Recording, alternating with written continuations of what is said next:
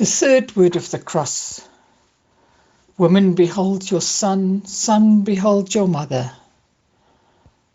John 19, verse 25 to 27.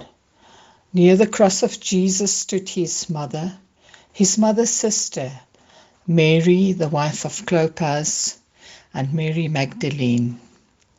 When Jesus saw his mother there, and the disciple whom he loved standing nearby, he said to her, Woman, here is your son, and to the disciple, here is your mother. From that time on, this disciple took her into his home. Never before in our history, and I'm talking since any of us can remember, has the scripture reading that Jesus utters while he's hanging on the cross on Good Friday, struggling to breathe, barely able to talk, and busy dying, been so relevant to us as today, Holy Week 2020. It is so hard for us to imagine the picture that is playing off before our eyes. Jesus on the cross and 4 women standing nearby, looking with horror and sadness upon the sight that meets their eyes. And we have to ask, why are they only near the cross and not at the foot of the cross? We know that they were not under the cross, but near. From the reading in John 19, verse 25, near the cross of Jesus stood. And in verse 26, when Jesus saw his mother there. These 2 words indicate for us that there's a distance, a physical distance between Jesus and his followers. The 4 women and the disciple whom Jesus loved was removed from the cross. Not because they wanted to, but because of necessity. I believe that in their darkest hour of mourning, they would have wanted to reach out and touch Jesus once more. They would have wanted to hold onto the cross, to drench the ground around the place of crucifixion with their tears and sorrow. And we remember that the other disciples were in hiding. When Jesus was arrested, the disciples scattered all over Jerusalem for fear of their own lives. Only 4 women and 1 beloved disciple dared to come close. Only 4 women and 1 beloved disciple were brave enough to come and share the last moments of their beloved son, teacher, and friend. For their own safety and to spare Jesus any further humiliation, the 4 women and beloved disciple dared not come closer. The soldiers were watching. They were still hyped up, their bloodlust not satisfied. Adrenaline was still rushing through their veins. It is their time to show the world that they are alert, that they can identify the followers of Jesus, the King of the Jews, that they too might suffer the same fate. And Jesus from high up on the cross spoke when he noticed his mother and beloved disciple. And his words are words of caring for his beloved earthly family. Jesus dared not speak their names, dared not let the soldiers see that Mary, his mother, has come to be with him in his last hour, or that John, the disciple whom he loved, are standing defeated and in sorrow as a witness to the world's condemnation of his friend and teacher. Woman, here is your son, and to the disciple, here is your mother.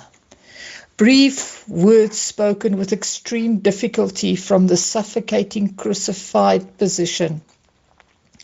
But Jesus' words are just enough to bring two dearest people in Jesus' life together, and in doing so formed the nucleus of his holy church. A new family of people of God, the community of those who will bear faithful witness to him in the world. the mother of the Son of God and the beloved disciple of the Son of God, take care of each other from that time on, in obedience to the Son and friend on the cross, and so formed a new family of the people of God on earth. Jesus, in his last words with his will and testament, gives his mother Mary and his beloved friend and disciple directive, and so establish the community of the cross. This is one of the reasons why this Holy Week is so difficult for us. We normally come to church in the evenings. We meet at 7 o'clock. In the evenings, and on Good Friday we come together for 3 hours to hear and to live through the suffering of Jesus on the cross. And for us as believers, this week is the most important of our liturgical calendar. Yet this year it is so different. We too are removed. We cannot come closer to our beloved meeting place. We are all in lockdown. We are listening to these words on our phones, on our computers and laptops. We too are removed from actually standing at the foot of the cross this week. We are removed from our own beloved family and friends.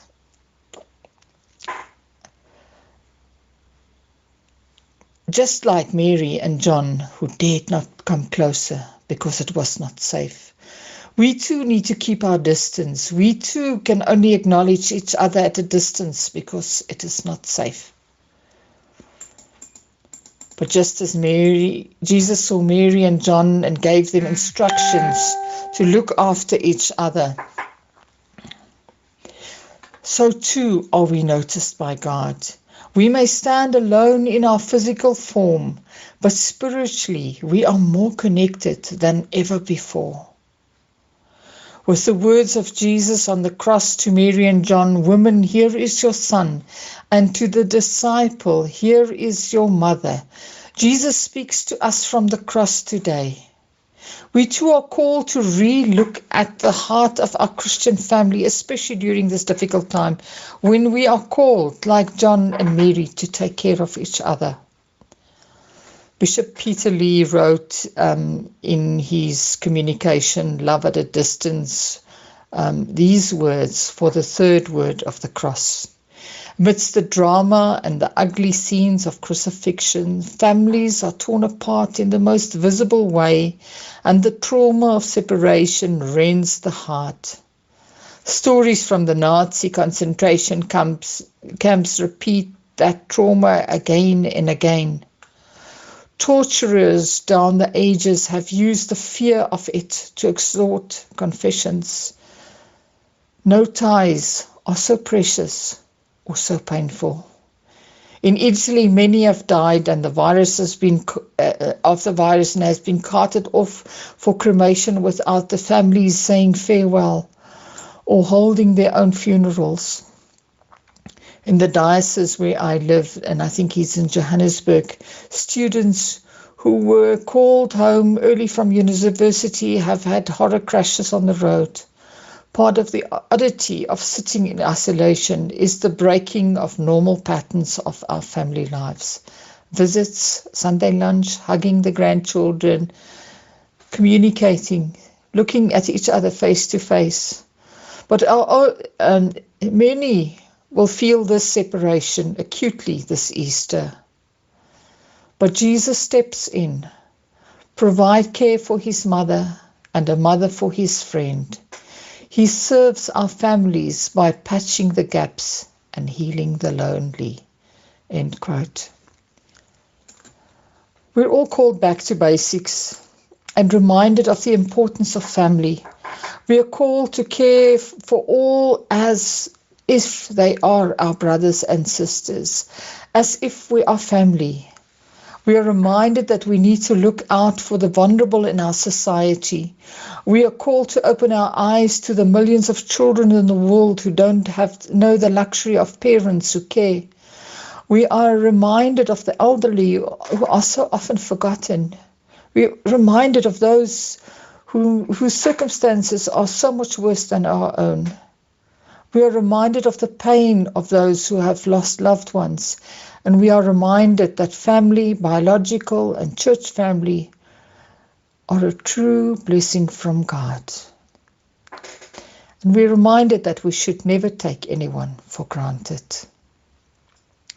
Now is the time to pray for family life in South Africa, starting with our own, and to pray for the many migrants, refugees and foreigners who may have been forcibly parted from husbands, wives or children by circumstances or violence. Make a note to call family over the weekend, and particularly to include someone you might not normally contact. You can be the Jesus who cares for family members and heals their separation. And may God bless you and your family as we journey through this difficult week. Keep your eyes focused on the cross of Christ as we await the dawn of Easter Sunday. Amen.